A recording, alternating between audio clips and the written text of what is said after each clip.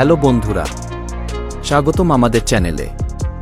আজ আমরা আলোচনা করব রয়্যাল এনফিল্ড বাইকের ভালো এবং খারাপ দিকগুলো নিয়ে।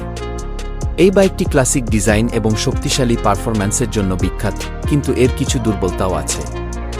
ভিডিওটি পুরোটা দেখুন এবং জেনে নিন এটি আপনার জন্য সঠিক কিনা। তাহলে চলুন শুরু করা যাক। খুব মজার একটা আলোচনা অপেক্ষা করছে। প্রথমে দেখে নিই রয়্যাল এনফিল্ডের ভালো দিকগুলো। 1. Classic design. রয়্যাল এনফিল্ডের রেট্রো এবং ক্লাসিক লুক। কি সেকেন্ড টু নোটিস ডিজাইন! এটি যে কোনো বাইক প্রেমীর মনে জায়গা করে নেবে। এর আইকনিক ডিজাইন অন্য সব বাইক থেকে একে আলাদা করে তোলে। 2. শক্তিশালী ইঞ্জিন।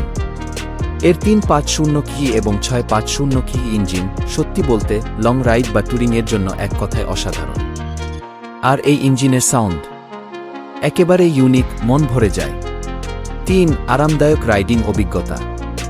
চওড়া সিট, ভারসাম্যপূর্ণ গঠন, লম্বা ভ্রমণের জন্য একেবারে পারফেক্ট। আর অফরোড রাইডিং, সেটাও দারুণভাবে পারফর্ম করে। 4. উচ্চ চাহিদা এবং রিসেল ভ্যালু।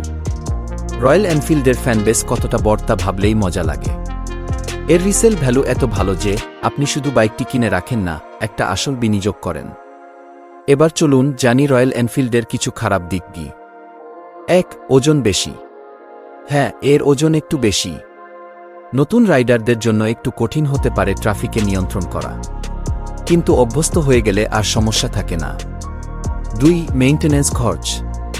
এর মেইনটেন্যান্স খরচ সত্যি একটু বেশি। ইঞ্জিন অয়েল থেকে শুরু করে খুচরা যন্ত্রাংশ সবকিছুই দামি। কিন্তু যদি আপনি রয়্যাল এনফিল্ডের প্রতি ভালোবাসা অনুভব করেন তাহলে এই খরচটা সামলানো সহজ। 3. কম মাইলেজ। তবে যদি আপনি দৈনন্দিন ব্যবহারের জন্য বাইক খুঁজছেন তবে এর মাইলেজ কিছুটা কম হতে পারে, কিন্তু লং রাইডের জন্য পারফেক্ট। 4. কম্পনের সমস্যা।